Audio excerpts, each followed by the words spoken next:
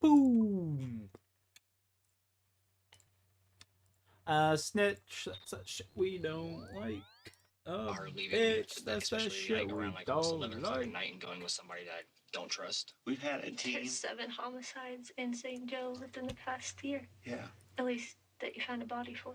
Well, who said anything about a homicide? So you're that guy.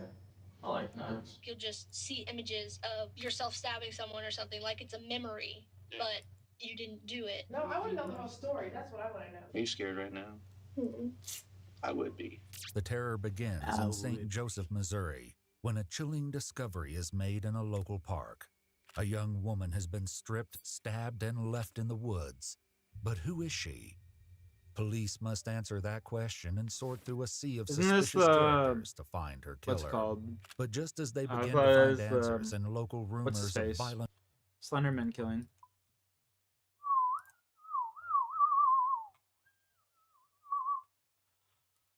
Yo, Squirter, my man, what's up, dude? How are you today, good sir? Yo, Squirt, dude, I just want to say, man, I appreciate you for always stopping by my streams, dude. There's gonna be a day this doesn't happen anymore, you know? I don't stream no more, and I just want you to know, brother, I'm forever thankful, dude. Obviously, that goes for everyone that stopped by my streams, but man, I'm mad appreciative of you, Sean, Jay, all the boys that always stop by. This shit makes me, makes my day every time, you know? Appreciate you, brother. Appreciate you, man. Appreciate you.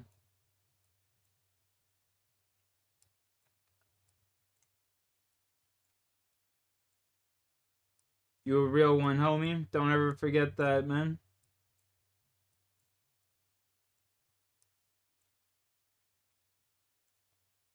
Don't ever forget that, Squirt. You a fucking real one, bro. And I really do appreciate you spending all of these hours watching me, man, from the bottom of my heart. I hope you know that. I really do.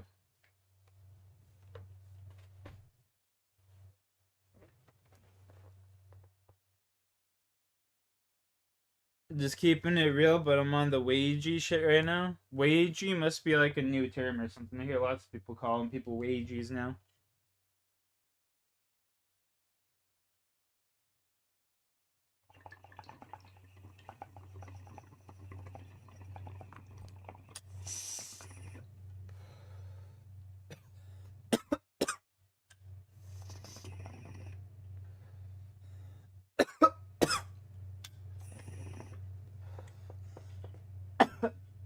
I think I've come to terms with the possibility that I'll never have a day job or responsibility. Splashing through the puddles, hopping in the bends, smoking bubble hash with my friends, you know? I'm gonna keep it straight, bro. Any fucking job sucks, man. Oh, what the hell? Bro, what? Where the fuck's my... What? Where the fuck's my Dragon Hunter crossbow? What?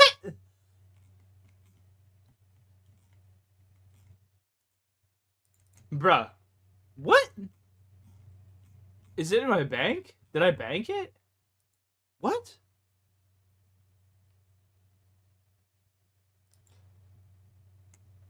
I had to have banked it, right? I did bank it. What the fuck? Interesting.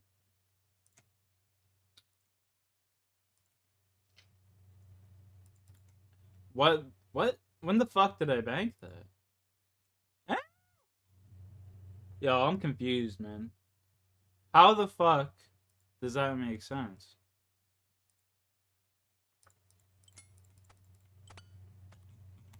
Whatever. Whatever, I guess we just take a free fucking negative 100k right there. Into the far darker realm of a twisted, demonic obsession. Well, whenever you reach out to a demon and you accept them into your body, they make people kill people. You're gonna think I'm crazy, but I've been to hell before. You danced around in her blood and blah, blah. Yay, me! Look at me! Here's to you, Satan! Who did the murder? It was like kind of a plot twist. On the morning of October 16th, 2016, while out on his usual Sunday jog through the wooded trails of Krug Park, a runner stumbles across a sight that he almost discards as someone's idea of a sick prank. But to his horror, he notices what looks like blood. Terrified, he calls 911. Major 911, where's your emergency? I'm actually out running the trails at Krug Park, and I'm pretty sure I just ran right across a dead body. Why do you think that there's a dead body there? I mean, I wasn't sure if it was a mannequin like Halloween or not, but because it's just sitting there dead still. But I just stood there, for 2 minutes trying to take everything in, and it's real. I didn't touch it. I didn't, but it's. Is it on the trail? It's actually like right in the middle of the trail, which is why I thought it was like a mannequin or somebody playing a joke, but I don't think so. Do she have any? I make sure I got all my stuff this time, bro. I went in there without my fucking crossbow last time. What the fuck was that name? Okay, can you describe the person to me? I literally came in here without my crossbow, bro. She wanted to watch his BMX. That's hilarious. Did you see any hair or eye color on the female? The eyes were wide open, they're brown. The St. Joseph Police Department responds to the call. That guy will never finds a forget girl's that. You body can just lying tell. prone on the wooded trails. Whoever left her there made no effort to hide her. The girl's clothing has been cut off and discarded right beside her body. Splatters of blood stain the fallen leaves and the ground underneath her. But curiously, there's very little blood on her clothes, indicating that she was disrobed prior to the stabbing. Her press-on fingernails have mostly broken off, and investigators find them underneath her body and in her hair. Beyond that, there's very little to go on. There are no weapons at the scene, and worse, they cannot find any ID on the girl or in the vicinity. Not only do police need to figure out who killed this That wasn't young woman, exactly. they must first determine who she is. When nothing comes up in the system after a fingerprint scan or a search of missing Brother, persons why is he not report, officers doing run like? with the Why is my only guy clue not they doing have, fluid movement? her torn T-shirt from Central High I'm School. confused about that. Detectives head to the school and meet What was with up with that right administrators. there? At the same time, an autopsy is taking what? place across town. The medical examiner finds that the girl, known only as Krug Park Jane, had her throat slashed twice, and Give that me she a was second, also wait. stabbed twice in the torso with a single-edged knife, one of which damaged her liver. Yo, and Jack, do you caused her to ever bleed out police internally, scanner Toronto? ultimately ending Police her scanners life. are illegal in Canada. Notably, there's also evidence that she was strangled prior to her death. Back at Central High School, Only police are allowed to have investigators police get their scanners. If first you get real pulled break over in the with a case police after scanner, showing bro, crime scene you photos go to of jail the for a girl's long face time. to the assistant principal and the school resource officer.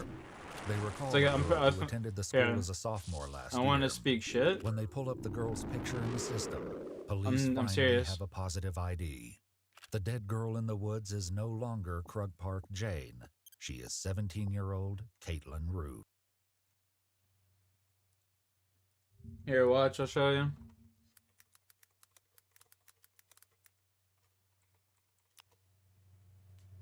It is completely illegal to install, operate, or possess a radio apparatus that is capable only of the reception of broadcast, but not encrypted data. So you can't radio are illegal in Canada, and you may purchase one. You just make sure you're using it for as legal and allowed. What? I thought you couldn't have them. I thought police radio waves were encrypted, so you couldn't. No legal restrictions for owning a scanner. Interesting.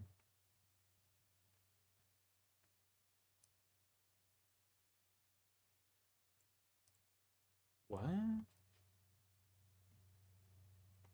Yo, that's what?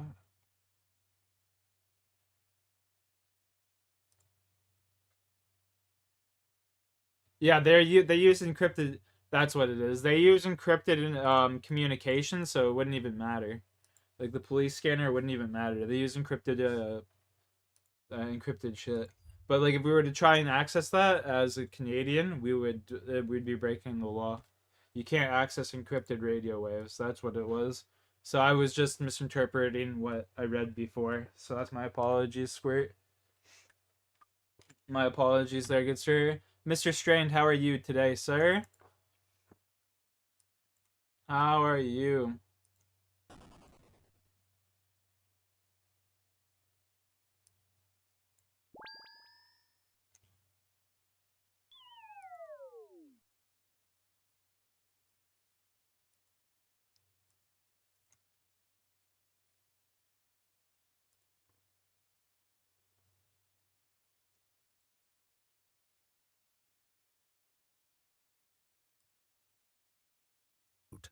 While police don't immediately release her name to the media, it isn't long before the town of St. Joseph lights up with information about the killing, and a whole host of peculiar suspects come out of the woodwork. Detectives realize right away that it won't be easy to find the killer, but they have no idea what strange demonic twists await them. To get started, police turn to Facebook, which will become an unusually valuable source of information in this case. Starting with Caitlin's page, they're able to track down the people she's been staying with, none of whom are her actual family members. As it turned out, Caitlin lived with her friend Crystal and Crystal's grandmother Sheila. Police speak to them at the house and also with the woman next door, Sheila's daughter Tabitha. And it is in talking to her that police stumble across their first good lead, a young man named Kevin, who Caitlin accused of hitting her just a couple of days prior. While the source of this allegation would be revealed later, for now, police once again turn to Facebook, where Kevin and his friends have been making some very aggressive posts to reject this accusation. It started when Kevin posted 2 days before, on Saturday, tagging Caitlin and insisting that he never laid a hand on her, saying, "I don't hit women." Wee man. This sparks social media chaos my that God. spills into Sunday, with Kevin and his This guy supporters spelled assailing woman Caitlin's character and W-E-M-A-N. reputation. I don't hit Even wee as man. Tabitha informs them in real time Jesus on Monday that fucking Caitlin is Christ. dead, and the police are at her house. Kevin responds, telling Tabitha at one point, "Take me to court because the truth will come out." Detectives are stunned by the bizarre drama surrounding their murder. That guy is clearly fucking Suspicion only retarded. grows when they later speak to a girl who claims to have seen Holy a car associated with Kevin at Krug Park at 10:30 p.m. on the night of the murder. With Kevin looking more like a viable suspect, You don't say. police bring him in for questioning. They notice quickly that he's collected some minor injuries in recent days. So you got a little scratch there. You know where that's from? Yes, we sitting on my buddy Derek's trailer. And he has a metal bar. Went to my arm up and I caught the edge of it and cut me. Okay, cool. And you slide your boots off on me. Oh, shoot. This gig started to feel like. Yeah. But before they can determine if Kevin's cuts and bruises are as casual as he makes them out to be, they need to know more about his relationship with Caitlin. He tells them he's only hung out with her a couple of times, the latest of which was Thursday, 2 days before her murder. Hi, Rocky. Kevin says his friend was with him when he picked her up. What's up? Chris still with you? He stayed with me Oh, from the shit. time I picked her up all the way until the time I took her off. I mean, we've literally been with each Oh, I other fucked all up. day, every day. I clicked She's diagonally. staying the night. Okay. Anything going on that night? Dude, When we you just were back cuddled. in the house. Cuddled. Just cuddled, that's it. Kevin tells the detectives that Caitlin was fine when he dropped her back home the next day. It wasn't until Saturday morning, 2 days later, that he got a strange phone call. Saturday, 689 number called me. Yeah. Saying that He's I not was dead? a woman beater or whatever. If I was going to beat a woman, I needed to go beat on him or whatever. And I was like, I don't know what you're talking about. And I hung up on him and then I called Caitlin. I was like, what the hell's going on? She's like, you know what you Not did? bad at the hospital with Yeah, your but you fiance. like Oh it shit, bro, is- what's going on? Talk to me. Or Are whatever everyone it is. okay? I don't know. Are you like what? I haven't talked to her since. Kevin tells the detectives that Caitlin's ex-boyfriends have reached out to him since his Facebook What's post. going on there? Jesus Christ, I hope everybody's okay.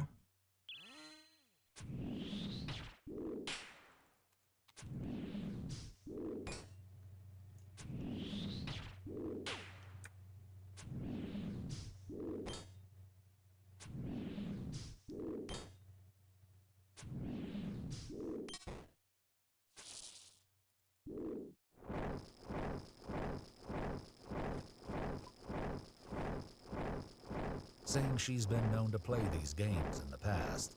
He also gives a full accounting of how he spent Saturday, the day of the murder, and names a few people who can back up his alibi.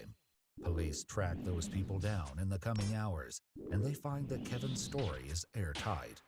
But if he isn't responsible for Caitlin's death, then who is? Perhaps the answer lies in a guy named Adam that Caitlin spoke about Thursday night. What exactly did she tell you about Adam? That this guy has the biggest crush on her. She doesn't want to be with him. She's a messenger. Blah, blah, blah. There was one on there, whenever I went on there earlier, and it said something about he's done whenever people disappear, they disappear, and he tagged her in it. Police already know the name Adam. He was one of the last people to see Caitlin alive. As detectives begin looking into this new person of interest, another squad of police continues the investigation out at Krug Park. On I'm Monday so morning, they come fucking upon a dead. promising site in the woods. It's the back of a ZTE cell phone. Nearby, on the north side of That the was same so trail, bad. they locate a phone battery. Unfortunately, the search for the main part of the phone, the part that could give them valuable insight into what Caitlin was doing the night she was killed and who she might have been with, concludes without success. For the moment, it looks like another dead end without answers. But before the week is through, it will provide their biggest lead yet. In the meantime, perhaps an inquiry into Adam can shed some light. Police hear that Caitlin was apparently with Adam at a party Saturday night, the very night she was killed. According to the story, Caitlin left the party with Adam and 2 other guys. Their destination, Krug Park. After parking the car, Adam and Caitlin walked off into the woods together. Not long after, only Adam returned, telling the other 2 that she'd gone off by herself. As with Kevin, Adam reportedly made some Facebook posts that alarmed some of those following his feed. In one, he allegedly wrote, he wished he would have never have done that. But police can't go on rumors and teenage gossip. They need the facts. They bring Adam down to the station for questioning, hoping that something about his Come on, story don't will hit. shed light on this mysterious tragedy. Let me ask you this, and you might be pissed off at me for asking this, but I gotta ask it. Go ahead. Do you have anything to do with anything that happened to Caitlin? A Vorkath had. Nice. Let's go, baby. You understand why I gotta ask? What's up, Jay? Yes. Adam tells the police he was hanging out at Caitlin's house on Saturday night, but it wasn't long before she became distracted. What's the relationship between her and Amanda? As far as I know, they're just friends. And that's Amanda. Yeah. Okay. Have they had any trouble with each other before, or? No, but I've Do I had run my it? Yeah, doubts about Amanda, and I don't Nah, we won't. really trust her. So basically, yeah, they were texting on Facebook, What's up, and Jay? then about 20 minutes after we got back from meeting up with Tab, Rocky, you gotta go outside, that's buddy? where she was like, I gotta You gotta go outside? Hey? You gotta go outside? I'll take you out. Let's go. I'll be right back, boys.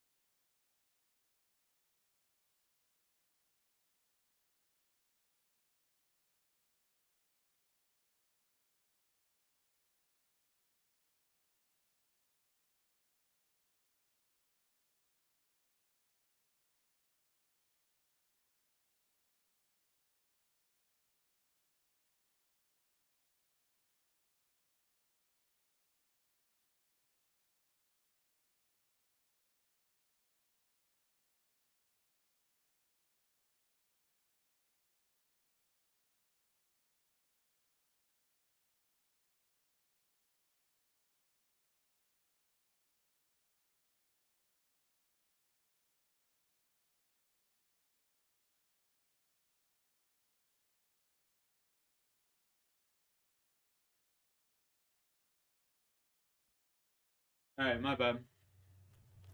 What's up, Shawnee? Alright, we get down here. She's about to pull up and everything. I'm like, oh, you should not go. Did she say what she was gonna go do? Yeah, she said that they were gonna go sit at Hyde Park and they were gonna basically be hanging out and everything else. Just basically doing girl stuff. So let's back up just a little bit. What made you feel like she shouldn't go? I mean, what instinct was it? Was it because you don't like that, or was it? I had a bad feeling about her leaving, especially like around like almost 11 o'clock at night and going with somebody that I don't trust. She didn't listen. She went down to the corner on 15th and Olive, got into a car that I couldn't even actually recognize. It looked like a SUV, and it's the last I heard from her. The others at the house that night back up Adam's story, including the detail that matters the most, that she was messaging Amanda and making plans to meet up with her. The investigators know who they must talk to next. Were they across the board? Personally, 3.4? I don't know how GPA works. That's crazy, though. Sounds good. Amanda had some sort of like hand in it. This is a name police have come across before. Caitlin's dad, when asked who she was friends with, immediately came up with two names. Amanda was one of them. Despite this, it doesn't seem that she and Caitlin were especially close. Indeed, it didn't strike Tabitha as odd that Amanda would pick her up at the corner instead of coming to the house. She tells police that Amanda's lifestyle and attitude have led the others at the house to dislike her. Caitlin's friend Crystal also backs Adam up, telling police that Caitlin left with Amanda that fateful night. If Amanda isn't responsible for killing Caitlin Root, maybe she can help identify who is. They arrest her on an outstanding and unrelated warrant and bring her to the interrogation room to see what she knows about Caitlin's final hours. Girl by the name of Caitlin Root. Yes. How do you know her? Do I have to say all this? Well, I'm just asking questions. I'm just curious. How do you know her? Well, she's your best friend. Oh, she's best friend? What? Yes, Tippy. I don't hang out with her. Can I ask what this is about? I'm asking about Caitlin. Okay, so why? Well, she's missing. What? She's missing. Yeah. When did she go missing? The other day. I'm not quite sure what day. When's the last time you saw her? I just seen her. I went to her. I don't know what day it was, but it was like some day last week. Like a whole week ago?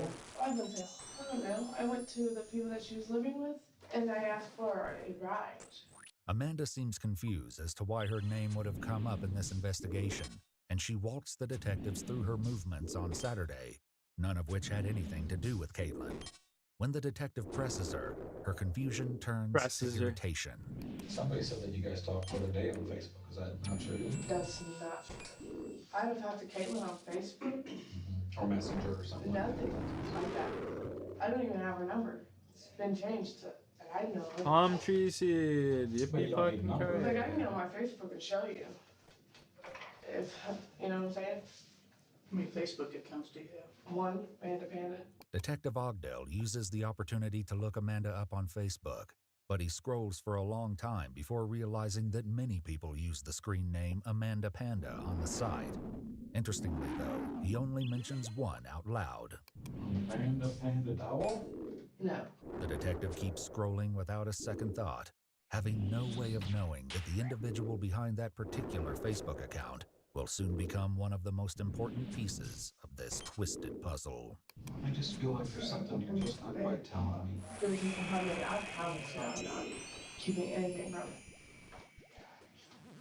I'll be honest, we talked with somebody, said that you were with her Saturday night. Are you serious? Yeah. As the detectives keep pressing Amanda, her irritation grows, and she urges them to run her story by her house manager. You can actually, I wish you'd call Tina right now, please, if you would. Because she can verify this right now, right here, right now. 10 o'clock that night, I was up in my room. Loud music and all. The detectives ask her to speak once more about the last time she saw Caitlin, but Amanda's patience is wearing thin.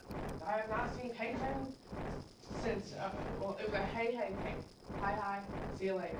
I asked her to ask Crystal to come here because I asked Crystal was there because Crystal is the one that lives there. Her grandmother, I asked her, with her grandmother, I asked Crystal if there's anybody in there that would give me a ride, for me and my boyfriend, a ride for $5. Gave them $5 when they walked out. It was not in the van. Does that make sense? I try to repeat myself. No, I want to know the whole story. That's what I want to know. That's exactly what I want to know because I'm telling you guys what I did Saturday night at 10 o'clock p.m. Well, I'm telling you that people are telling me you're the last person that... Well, that's hilarious. Call Tina, please. 816-7. We're working on that. When? Because I want to hear her tell y'all. The detectives speak with Tina, Amanda's house manager, and she confirms that Amanda was home that night. It's another dead end in the investigation, but not the end of the road. Bro, if I were that chick, I would have been pissed too. Be like, bitch, call Tina right now, motherfucker. I've been freaking. If I knew I was innocent, I would have been freaking too. Bitch, call Tina right now. Right now. They find the main section of Caitlin's cell phone, but it's badly damaged. Forensic detectives working the case buy a similar phone to the one found in Krug Park. They swap out the SIM card between the two phones and boot it up. Almost immediately, they find a clue that will crack the case wide open. It comes in the form of the last picture taken on the phone. It's time-stamped to the night of the murder, but there are no people visible in the 3K picture. drop. That's disgusting. Instead, it seems to be the front of a convenience store. Detectives go in search of a store like the one in the picture, while analysts use Celebrite to begin extracting data from the phone. Neither set of detectives knows that what they are about to uncover would send the investigation into a valley of demons and darkness. Police find the convenience store shown in Caitlin's last photograph, roughly 4 miles from her house. Surveillance footage from the night of the murder shows that around the timestamp marked on the photograph, a young man in a green Hyundai Santa Fe arrives at the store. He goes in, buys a couple of snacks, and returns to the car. They don't have a license plate, they don't see the driver of the vehicle, and they don't see Caitlin. For now, however, this is the best lead they have. But that's about to change. With the extraction of Caitlin's phone complete, police are able to look deep into her digital life. They find what they're looking for right away.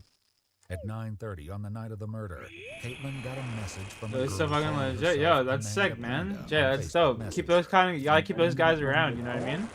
Guys like that are However, important. this is a Keeping the different engagement up on your person channel than seems they like a spoke to decent on dude, Monday. too. In the messages, she asks Keep it Caitlin up, to buddy. come I'm hang proud of out you, and man. smoke Keep it with up. her and her boyfriend. You're killing it. Furthermore, she gives Caitlin an instruction that sends a chill down One the day, bro, you spines of won't the be doing all investigators. this siding and You shit. don't You'll tell be anyone fucking it's just selling me, Pokemon and cards you for a get living, free bro. weed. Count my words. The last message is from Caitlin, telling Amanda that she's walking down the street to meet her. It's the final message she will ever send. Looking through Amanda Panda's Facebook page, they quickly identify her. She's 17-year-old Amanda Bennett, currently in a relationship with Sebastian Dowell, an 18-year-old high school dropout who works at McDonald's. It only takes a quick glance at Sebastian's online profile to identify him as the one in the convenience store footage. And when investigators take a drive past the pair's house on King Hill Avenue, only a short distance from the store, they see something that provides even more confirmation. There in the alley behind the house is a green Hyundai Santa Fe, identical to the one in the video. On Saturday the 22nd, exactly 1 week after Caitlin Root's What murder, Pokemon police card made was? detectives Yeah, and man. officers That's what I'm descend saying, on the dude. couple at a local parade, cuff them, and embark on You what starting they your hope will be the community, bro. final It's just gonna stage of this explode, winding Jay. I'm telling you. investigation. They Your take shit's Amanda just gonna Bennett almost explode, immediately man. into an I'm so proud. interrogation room at the law enforcement center. But if they expect to question a terrified teenage girl ready to spill her guts about what happened last Saturday I'm like a they parent, instead you know? find I'm themselves just like across sitting here from like a so calm, proud of you. almost jovial young woman. It's just the first of many surprises in store for the detectives. You're 17? Okay. What was I did nothing, Jay. It was all you, dude. You did everything. I'll be honest, I find it hard to believe you don't know why you're here. We have a lot of information. We have a lot of evidence. We've recovered a lot of things. And I know you know why you're here. When do I ask for a lawyer? You can ask for a lawyer anytime you want, if that's what you want to do. Well, That's- you guys think I did something, so I Well, think what do you think we think you did? I don't know. then I would think you would want to find out what you think we did, you know? I thought you were supposed to tell me what you think I did. Well, here's the thing. Obviously something bad, because I was in handcuffs. Well, honey, everybody that comes here gets in handcuffs. I mean, everybody, we don't have a choice in that matter. It's policy. Apparently, Jay Everybody looks come like here. We some think you're a big Pokemon threat guy. to us, no. But it's just policy. It's what we have to do. But I mean, obviously, there's an issue here. You've been arrested. You know, you're sitting in a room with 2 detectives. It's obviously serious. Yeah. The detectives ask Amanda about her movements on Friday the 14th, one day before the murder, and she launches into a detailed story about what she and Sebastian did that night. It started, she tells them, when they went to the late movie, leaving their 2-month-old baby Siler in the care of Amanda's mother. But we watched The Girl in the Train. We were going to go see that. Is that good? No. Next up, Most J-Ski, scary baby. movies Woo! nowadays aren't good. But we were late to that movie because that one started at like 10:15, I think. So we missed the previews, though. A little bit at the beginning of the movie. So you stayed for the whole movie. Mm-hmm. And what'd you do after that? And then we went to Sebastian's dad's house. So you stayed there till what time you think? I mean, the movie probably didn't get out till midnight or something, did it? Yeah. It took a while, and then we were talking for a while, and then my mom was like, "Where are you at?" It's at about 3, I think. She was like, "Where are you guys at?" And I was like, "At the movies." But then she was like, the movies doesn't last like 5 hours. So I was like, okay, we're at Jeremy's house. After your mom called you around 3, did you guys head home then, or? Mm-hmm. Having gotten a detailed account of Amanda's itinerary from last Friday night, the detectives now focus on the next night, the one that really matters. What about Saturday? Yeah, what time did you guys get up Saturday? J-Ski's already my number I one got produced. Pokemon channel, All bud. of this that I just told you happened on Saturday. All that happened on Saturday? Yes, because we got up for church the next day. Oh, okay. So that was Saturday. Was this an innocent mix-up of memories, or did Amanda almost waste a prepared alibi on the wrong night?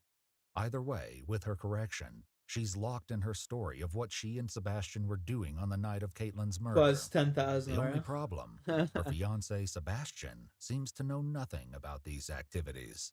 What do you think about being arrested? Is that kind of freaky, or? No? Why not? Tend to keep calm, and whatever's gonna happen is gonna happen. I know I didn't do anything, Right. so I'll eventually find out what's You know, going on. what do you think this is about? I have no idea, honestly. I mean, I didn't. And honestly, we have been, you've been here for a while. Yeah. And I was back with another detective, talked to Amanda. And she gives some different explanations of some time in this same time period. Particularly about Saturday and Sunday. Do you remember anything else you guys did Saturday or Sunday? Nothing. Oh, not do you recall? With Sebastian having failed to remember Amanda's version of the night, the detectives give him a little nudge in the right direction. Did you maybe go to a movie or something Saturday? That'd be pretty easy to remember if you did that. I think we're supposed to go see a horror movie. The Girl on the Train. Did you see the girl on the train? That's not what she was. I don't recall seeing it now, but I know that was. I mean, you remember if you went to the movies, you don't ever get to go do anything. Hell, you would remember if you went to the movies, right? No, but I don't recall seeing the movie. With that conflict between the couple's stories dealing a blow to their credibility, the detectives ask about the other half of Amanda's alibi. And you didn't go see your dad Saturday either, did? I was supposed to, but something about my stepmother trying to take my 3 little sisters, and she's not exactly the most stable person. So did you go or did you not go? I don't remember. I don't think he answered the phone when we were supposed to go there. So why would she say you went and saw this movie and went and saw your mom and dad? It's my bad phone. As Sebastian processes the gulf between his recollection of Saturday night and his girlfriend's account, the detective notices something striking. So under your arm here, you got some spots on your arm. Yeah, there's a kid. He likes to play. This looks like it's shaved or something. Oh, yeah. When I sharpened my knife, I don't really know exactly how well I sharpened it, so I just so you're a knife guy? I like knives. See? How many you got? Quite a few. About this, at least, Sebastian is being honest. In their search of the couple's home, police find a slew of knives in various shapes and sizes. The question is whether any of them are stained with the blood of Caitlin Root. Sensing perhaps that there is a dynamic between Amanda and Sebastian that could help them get closer to the truth, the detectives ask him about their roles in the relationship. So who's the domineering one in the house? Probably her. There's nothing wrong with admitting that. It's the same way. Yeah, we're Wow. the same way. So she doesn't smoke any weed at all, or she does once in a while, but Smoking some weed. Yo, you guys hear that? right? You guys know anything about that? You guys know anything about smoking weed? You already knew that, though. I'm not telling you anything you didn't know. It's alright. Amanda and Sebastian may have different stories about what happened last Saturday night, but when it comes to the question of who holds the power in the household, they are in lockstep. Does he stay anywhere else now, even occasionally? Every night at you? Got a thumb on that, right? Make sure he's where he's supposed to be. Yep. Do you He's pretty. You gotta keep a lock on that. You guys don't run around with anybody. You don't hang out with anybody. It's No. just you two. We're always home. Love, exciting and new. No, we just don't have friends. We don't have any. Sebastian didn't have any friends? Well, he did, but they were all female, so. Enough of that. That's because he's pretty. Yeah. That's because he's pretty. That ain't gonna happen. See, I started out as a friend also, so. Oh, so you know how it works, right? It works, don't you? When the detectives ask Sebastian about how she views outside threats to their relationship, he agrees that Amanda runs a tight ship. She a jealous woman? She does get that way, yeah. Yeah. Like, majorly.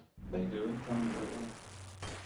She freaks out about the slightest thing when it comes to any other female. It'd be ideal to hit like Detectives 950 reasonably KC believe that today. Amanda's unstable jealousy could unlock the why behind this cruel murder. But they will soon learn that far more depraved motives lie at the heart of this tragedy. She is a little violent, but wasn't just really probably just a jealousy. If say violent, what did she do to be violent? 907 KC, boys. Just saying. 907. We're approaching 1,000 kills at Vorkath. Let's fucking go. It's huge. For that she'll feed something like that. She ever beat a girl because she thought a girl was after you? She threatened her. Who was that? She just threatened that in general. So what's the most violent thing she's ever done? Over jealous? It's probably during her mental breakdown that she had last. She thrashed my ribs and started kicking and screaming, and at that point she started to stab me at one point. How long ago was that? About a month ago. And when it got her a lot higher dosage medication where she's not gonna be as more psychotic. That's pretty nuts. Can we sleep like that? You think you said psychotic, and she's not really psychotic. Without her medication, she's off the wall. Jokes about jealous rage aren't all Amanda has been posting on her Facebook. She has also posted some disturbing memes on her feed. One of them says, "It's only murder if they find your body. Otherwise, you're just a missing person." The information about Amanda's violent nature is intriguing, but right now the detectives are more interested in the story Amanda has told them about Saturday night, especially about going to see the girl on the train. How'd the movie end? Weird. Just weird. It was like kind of a plot twist. It was all like a mystery about like a murder. Mm-hmm. Who did the murder? I wasn't paying attention. You weren't paying attention. It was a boring movie. Yeah. I'm gonna be honest with you. It's extremely weird to me that you go to a movie and you have no idea what happened in that movie. Why even go to the movie then? So you're not at the house? I've got a guy going out to the theater to get the video from last Saturday night. Right now, he's on his way out there. The movie started at 10:10, and you were a little late, you said, right? So you got there after the previews. So I'll say around 10:30 probably. That'd be a safe guess? I guess so. Okay. You should have just stuck with the lawyer. They're definitely going to find you on that video, right? But if Amanda sounds less than confident, perhaps there's a good reason. Investigators have already looked at the theater surveillance footage, and there's no hint of Amanda Fuck, or man. Sebastian This in the RNG is video. killing me here. Mainly the thing that I have an issue with right now is Saturday at the movies. Because we could find no evidence of you guys being at the movies. And we pretty well already knew that before we even got down that road. Why Give would me you a tell sec, me Jay. that you were at the movies? Give me a when you sec, weren't at the brother. movies? We were at the movies. At the late movie, which started at 10:10, of Girl on the Train. And nowhere else. Then why? I mean, are you guys like invisible or something? Or I mean, okay. you're not there. No. I would suggest it's. How because do you you weren't make there. a link And I would become suggest in it your was somewhere bio? else, and you don't want to You tell just me about gotta. that. Here, I'll show you. We were at the movies. Amanda clings to her story in the face of solid evidence, and her boyfriend does the same. I do have you on video. We ain't getting rich today, boys. Dude, I'm getting rich in this game. Probably never be rich in real life. You know what? I'm cool with that, though. I'm rich with family, you know? I've realized there's different kinds of rich Can't in help you life. with where you might have been going or what you might have been doing. There's different types of rich. I'm rich with family and loved ones, you know? I got a different kind. I got a special Detectives kind of also rich. confront Amanda with evidence that pokes fatal holes in her story. Are you scared right now? Not at all. I would be. You are in Fuck, the gym man. right now, Frank. Like 6 or 7 zeros in a row. They were never at the apartment that night. Never at Jeremy's apartment that night. We know where you were at. And where was We have your cell phone to back that up. We have How does that even messages happen, from brother? you to back Oh my that god, I'm up. so ass. We have the call. Okay, Jay, you wanted to see We're how at to your do house. that? We're at your house. We've got Sebastian. What's going on? Chilling.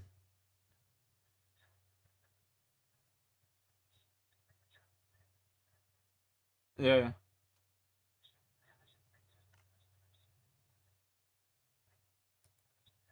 Nice.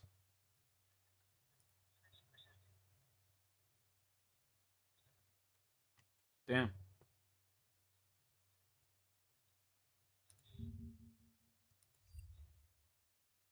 Damn. Well, I appreciate that. I'll let you know it as soon as you come up. I got that fucking bong preheated, ready to go. Alright, man. I'll be ready. Alright. I got the bong ready to go. We'll be rocking and rolling. You gotta smoke a little toke of it. Yeah. Yeah, the fucking pinhead. Not even. Yeah. Yeah. Don't be a pussy. You gotta try it. You said it's the best you've ever made. Come on, bro. Come on, Howie. Howie. Listen, I'm fucking... Dude, I'm telling you, you're trying it. Yeah. I'm fucking gonna hold you down and fucking put the bong right to your lips, you little cocksucker. See you in a bit. Bye. Love you.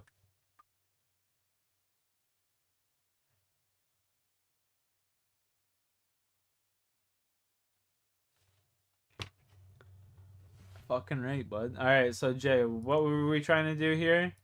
You want to... What do you want to do? How do you make a link become a link in your bio? Okay, so you go to YouTube, you go to settings, and then you go to channel status and features. You go to channel. Permissions. Hang on here. Let me get reacquainted with this.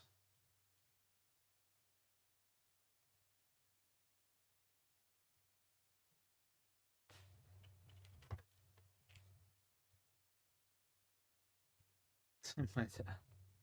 Let me get reacquainted with this. You want the links in your bio. So actually, you would go like this. Here, hang on. My bad. My bad. Customize channel. And then you go to links right here and you add a link and you would have like, I don't know, Discord. And then you'd copy the link to your Discord. You gotta make sure the link to your Discord. So here, let me show you again. Let me show you again, just for good measure. You go to your main channel, customize channel.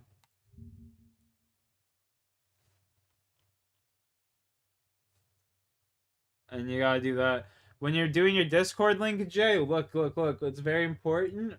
When you're doing your Discord, you're in your Discord or whatever, you click the down button, you click invite people, you gotta click edit invite link, and then make it expire never, you know what I mean? And no limit of people. You know what I mean? You gotta make sure it never expires and no limit of people. That's key, you know what I mean? It's very key. Very key, very key. Gentlemen, I'm gonna head outside and chill with my dad. The man is out there drinking by himself, and we can't be having that. Alright?